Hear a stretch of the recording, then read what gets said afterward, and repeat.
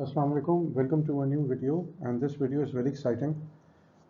मैंने price elasticity of demand के 9 applications explore किए हैं जो पेपर में आ सकते हैं और इसमें ज़्यादातर एवेल्यूएशन कंटेंट के हिसाब से चीज़ें बनाई गई हैं so that it becomes easy for you to evaluate stuff. आगे बढ़ते हैं।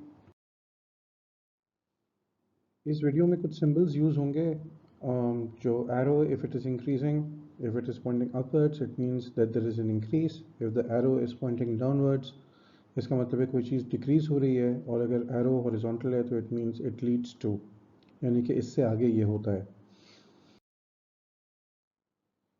सो if you look at the first case, पहला केस ये है कि indirect taxes are applied on demerit goods to reduce market failure. Indirect taxes apply किए जा रहे हैं डीमेरिट गुड्स पे, वो गुड्स जो कि एक्सटर्नल कॉस्ट प्रोड्यूस करते हैं, right, such as tobacco, alcohol, to reduce market failure. Objective क्या होता है? ऑब्जेक्टिव ये होता है कि गवर्नमेंट चाहती है इनडायरेक्ट टैक्स को बढ़ाएं उस गुड पे, उससे सप्लाई पीछे चली जाएगी, it will going to shift backwards, prices बढ़ेंगी और quantity traded of demerit goods decrease हो जाएगी। क्या होगा अगर डीमेरिट गुड्स इलास्टिक हैं?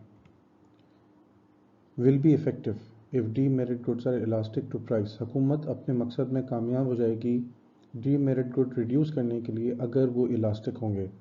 Small increase in price will result in large decrease in quantity demanded. थोड़े से प्राइस भी चेंज होगी तो बहुत बड़ा इम्पैक्ट आएगा क्वांटिटी डिमांडेड पे।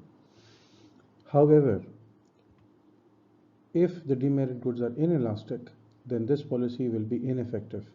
Why? Because even a large increase in price will result in small decrease in quantity demanded. हुकूमत अगर ज़्यादा टैक्स लगा भी दे और वो प्रोडक्ट इनइलास्टिक है, लोग उसको कंज्यूम करते रहेंगे, उनकी कंजम्पशन पे इतना ज़्यादा असर नहीं पड़ेगा। Most demerit goods are habit forming, यानी कि वो एडिक्टिव होते हैं, वो हमारी आदत बन जाते हैं, तो इसलिए वो इनइलास्टिक होते हैं। तो इसीलिए ज़्यादातर डीमेरिट गुड्स पे इनडायरेक्ट टैक्स लगाना इतना इफेक्टिव नहीं होता अनलेस एंड अनटिल गवर्नमेंट दूसरी पॉलिसीज़ भी अप्लाई करे। The second case is applying subsidies on merit goods to reduce market failure, यानी कि मेरिट गुड्स वो गुड्स हैं जो कि थर्ड पार्टीज़ के लिए बेनिफिट प्रोवाइड करते हैं, सोसाइटीज़ के लिए बेनिफिट प्रोवाइड करते हैं, उनको बढ़ाने के लिए, उनकी तादाद को इकोनॉमी में बढ़ाने के लिए हुकूमत सब्सिडीज़ देती है। और ऑब्जेक्टिव ये होता है कि when the subsidies will increase the supply will increase, क्योंकि कॉस्ट कम हो जाएगी, सप्लाई बढ़ेगी, prices will fall and quantity traded of merit goods will increase. ये कब कामयाब होगा? It will be effective if merit goods are elastic to price, but it will be ineffective if the merit goods are inelastic, right. अगर लोगों को ये अंदाज़ा ही नहीं हो रहा कि ये हमारे लिए फ़ायदा मंद है तो सब्सिडी देने से भी कोई फ़र्क नहीं पड़ेगा। लोग महंगा था तब भी नहीं ले रहे थे, सस्ता था तब भी नहीं लेंगे, जब तक कि गवर्नमेंट अवेयरनेस और दूसरी पॉलिसीज़ को ना अपनाए। In the third case, applying indirect tax to increase government revenue, यानी कि द गवर्नमेंट टैक्स गवर्नमेंट का रेवेन्यू होता है, उससे वो खर्चे वगैरह करती है, तो अगर हुकूमत चाहती है कि उसको रेवेन्यू ज़्यादा मिले तो हो सकता है वो इनडायरेक्ट टैक्स जो गुड्स पे टैक्स लगता है उनको बढ़ा दे, राइट, ताकि पैसे ज़्यादा मिले। This will be ineffective if the goods are elastic, यानी कि अगर हुकूमत कैसी ऐसी चीज़ पे लगा देती है जो कि लेट्स से लग्जरीज़ हैं जो कि इलास्टिक हैं, उन पे टैक्स लगा देती है तो लोग उसको लेना कम कर देंगे, तो रेवेन्यू ही कम हो जाएगा। जब रेवेन्यू कम हो जाएगा तो फिर टैक्स भी कम हो जाएगा हुकूमत का, हुकूमत को नुकसान होगा यहाँ पे। मगर अगर प्रोडक्ट इन इलास्टिक है such as petrol, then it will be very effective because even a large increase in price will result in a small decrease in quantity demanded। ज़्यादा टैक्स लगाने के बावजूद भी लोग वही चीज़ कंज्यूम करते रहेंगे, उतनी ही क्वांटिटी में ऑलमोस्ट कंज्यूम करते रहेंगे, तो हुकूमत को अब फ़ायदा होगा। वो एक उस चीज़ पे प्राइसेस बढ़ा रही है जो कि जिसकी क्वांटिटी बिक रही है ज़्यादा, उस पर उसको रेवेन्यू, टैक्स रेवेन्यू ज़्यादा मिलेगा। Case number 4, a producer increases price to earn more revenue. एक प्रोड्यूसर कीमतें बढ़ाना चाह रहा है ताकि उसको रेवेन्यू ज़्यादा मिले। उसका ऑब्जेक्टिव ये है कि वो प्राइस बढ़ाएगा तो रेवेन्यू बढ़ेगा। रेवेन्यू क्या होता है? Quantity multiplied by price. तो जब आप प्राइस बढ़ाएंगे तो आपका रेवेन्यू बढ़ना चाहिए। लेकिन अगर प्रोडक्ट इलास्टिक है तो ये कामयाब नहीं होगा। It will be ineffective. Why? Because people will decrease the demand. ठीक है? If the price increases, there will be a larger decrease in quantity demanded if the good is elastic. For example, Aquafina water, अगर Aquafina water अपनी prices को बढ़ाता है तो लोग Nestle pure life पे चले जाएंगे क्योंकि सब्स्टिट्यूट मौजूद है। किनले पे चले जाएंगे, दसानी जो ब्रांड है कोका कोला का उस पे चले जाएंगे, दूसरे ब्रांड्स पे चले जाएंगे। पाकोला वाटर है वो लेना शुरू कर देंगे। क्यों? क्योंकि Aquafina water is relatively elastic, it has a lot of substitutes in the market. तो ये स्ट्रैटेजी काम नहीं करेगी। हाँ, if a good is in elastic then it will be very effective. आप प्राइस भी बढ़ाओ, आपका रेवेन्यू, सेल्स रेवेन्यू बढ़ेगा। सच एज पेट्रोल, लोग पेट्रोल छोड़ के क्या डालेंगे गाड़ी में? राइट? सो डालना तो है, उसका कोई वायबल सब्स्टिट्यूट भी अवेलेबल नहीं है। राइट? तो इसीलिए जो है, इवन इफ द प्रोड्यूसर और द पंप वाले try to increase the price, they will be successful in increasing the revenue. ठीक है? क्योंकि the petrol is inelastic. अब producer decreases price to earn more revenue. अब producer price कम कर रहा है ताकि रेवेन्यू बढ़े। ये कब होगा? ये कब इफेक्टिव होगा? ये इफेक्टिव उस वक्त होगा जब इलास्टिक हो गए goods.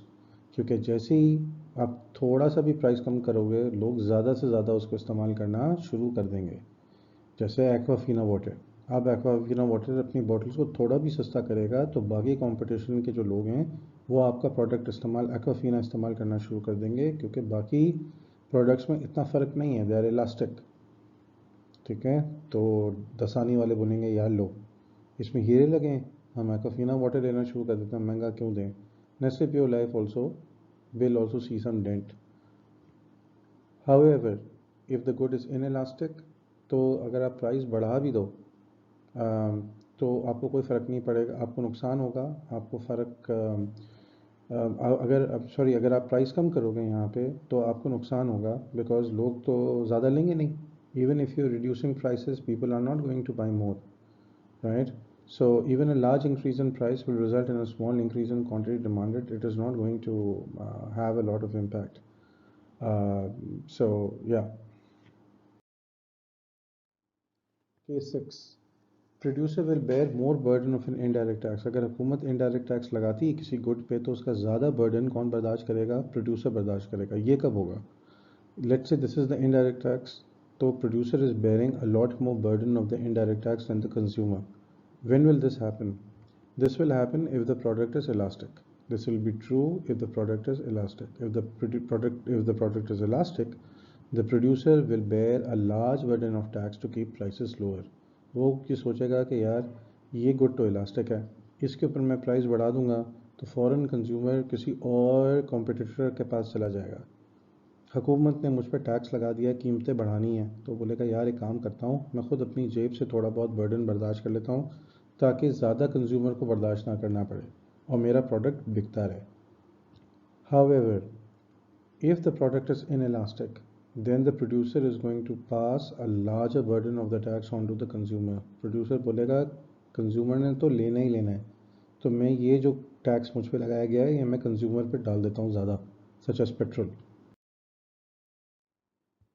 Consumers will bear more burden of an indirect tax. This will be true.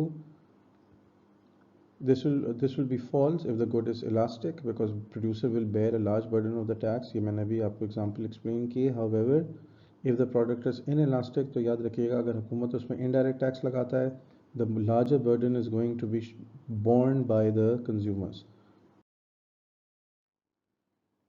If the currency devaluates or there's a depreciation of currency, the export revenue will increase. अगर ये case है, क्योंकि जब हम currency की value को devalue करते हैं या उसमें डिप्रिसिएशन होती है तो what will happen is that the exports will become expensive, the exports will become cheaper and the imports will become expensive. So cheaper exports and exports revenues is supposed to rise. This will be true if the exports are elastic. Exports will become more price competitive and demand would increase. However एक बात ये याद रखिएगा कि short term के अंदर जैसे ही आप डिवैल्यू करेंगे most exports are in elastic, ठीक है, इस बात का ख्याल रखिएगा. So if the exports are in elastic, even if you decrease the prices of exports और devalue your currency, इतना ज़्यादा फ़र्क नहीं पड़ेगा. It will be ineffective. Your revenue is not going to increase. Demand may not increase by much, even if the price decreases by a large percentage. Right? So example commodities. Commodity का मतलब होता है जो necessary चीज़ें होती हैं, agricultural goods, जिंदा रहने के लिए जो आपको चाहिए होते हैं, रोज़मर्रा की चीज़ें. अगर आपकी वैल्यू कम भी हो जाती है तो आपके पड़ोसी मुल्क आपसे ज़्यादा बैंगन थोड़ी ले लेंगे, या जो ज़्यादा एग्रीकल्चर प्रोडक्ट थोड़ी ले लेंगे आपसे. वो जितना अपने रोज़मर्रा के इस्तेमाल के लिए लेते हैं उतना ही लेंगे. Case 9. If you devalue your currency, it will reduce import expenditure. Why? Because when you devalue your currency, imports become expensive, and the import expenditure M is supposed to decrease. What will happen if the products are elastic? If the imports are elastic, this will be effective. Why? क्योंकि फ़ौरन ही जब लोगों को अंदाज़ा होगा कि यार अब इंपोर्ट्स महंगे हो गए हैं और इंपोर्ट्स इलास्टिक हैं, यानी कि हो सकता है हमारी ज़रूरत के नहीं हों या उनके सब्सिट्यूट ज़्यादा हों, तो बोलेंगे यार छोड़ो, डोमेस्टिक गुड्स अप्लाई करते हैं. तो इंपोर्ट्स की जो डिमांड है वो कम हो जाएगी ज़्यादा.